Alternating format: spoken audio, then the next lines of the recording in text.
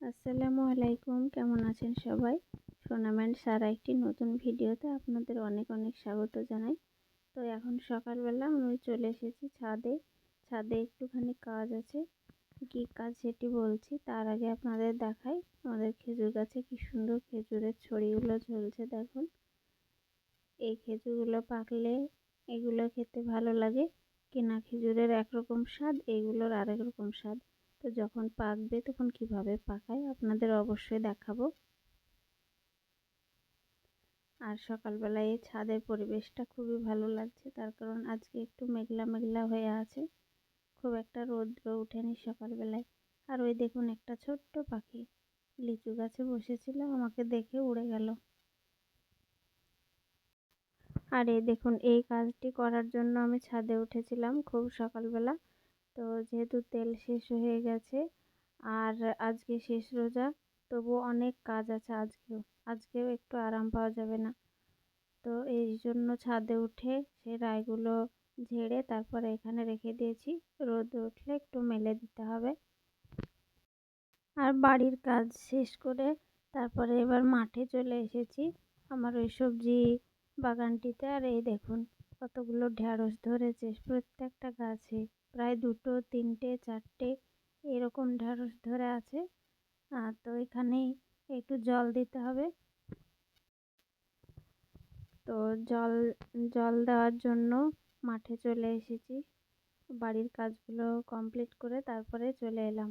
আর এখানে যে ঢ্যাঁড়সগুলো ওঠার মতো আছে সেইগুলিকে এখন উঠিয়ে নেব।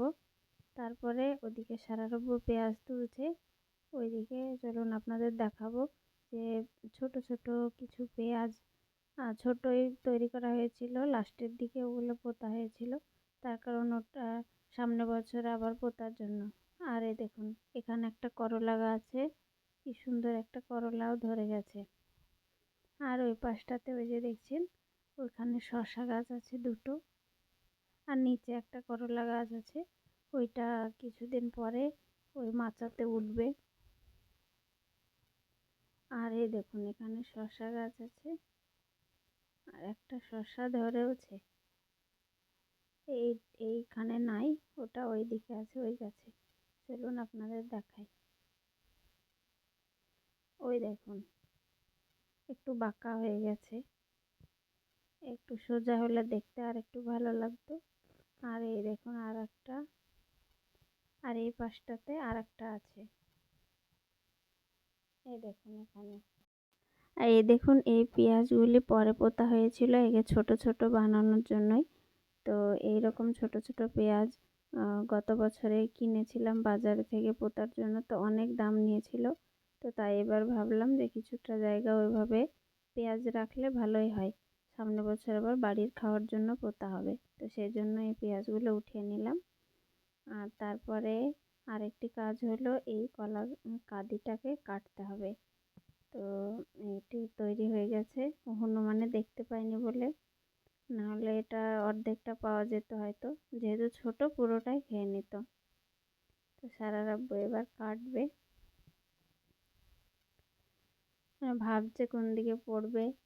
তো এই দেখুন জঙ্গলে চলে গেল কাঁদিটা, এখন ওখান থেকে তুলে আনতে আবার সে জঙ্গলে জংলা কিছু গাছ আছে, আর ওই ডালগুলো বেশ জড়ালো, ওখান থেকে কিছু বের করা খুব সহজ একটা ব্যাপার নয়, তবুও চেষ্টা করছে। ও হয়ে গেছে, খুব একটা খাটনি হলো না। এই দেখুন, এই দেখুন। আর ওইদিকে আমাদের ঢেঁড়স ওঠানো হয়ে গেছে, সব কিছু কাজ কমপ্লিট, এবার লাস্টে জল দেওয়ার পালা। তো এখানে মেশিন জুড়ে তারপরে জল দিতে আরম্ভ করলো। আর আমরা এবার বাড়ি চলে যাব, আর গিয়ে আবার ব্যাংকে যেতে হবে একটা টাকার ব্যাপারে কথা বলতে। তো ব্যাংকে থেকে আমরা ঘুরে চলে এসেছি, যেহেতু অপারেশন হবে তো একটা টাকার ব্যাপারে কথা বলতে গিয়েছিলাম। সব কিছু কমপ্লিট করে তারপরে দেখুন কিছু বাজার করে এনেছি। আর এখন অনেকটা বেলাও হয়ে গেছে, প্রায় সন্ধ্যা লাগবো হয়ে গেছে। আর এটা ওয়ালনাটের একটা ফেস স্ক্রাব, তো এটার দাম 80 টাকা ফেলা আছে। তো এখানে আমি খুব কমে পেয়েছি, তার কারণ অ্যাপোলো ফার্মেসিতে দুটো প্রোডাক্ট একসঙ্গে নিলে সেটা 100 টাকায় পাওয়া যায়, কিন্তু দুটো নিতে হবে, কম করে দুটো, একটি নিলে হবে না। তো আমি টোটাল 4টে প্রোডাক্ট নিয়েছি মাত্র 200 টাকায়। তো ওই যে দেখালাম মুখের একটা স্ক্রাব, একটা হ্যান্ড ওয়াশ, আর এই দেখুন এটা ফ্লোর ক্লিনার, আর একটা হারপিক নিয়েছি। তো এগুলো পুরো 200 টাকাতে 4টে জিনিস পেয়েছি। তো এগুলো খুবই সস্তা, আর যখন আমার প্রয়োজনীয় জিনিসগুলো দরকার হয় তখন আমি অ্যাপোলো ফার্মেসি থেকেই নিয়ে আসি। জিনিসগুলো গুণগত মানও ভালো, আবার দামটাও বেশ সুবিধা।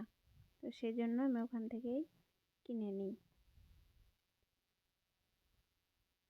আর ইভার জন্য মিষ্টি আনা হয়েছে, ইভা এখন মিষ্টি খাচ্ছে।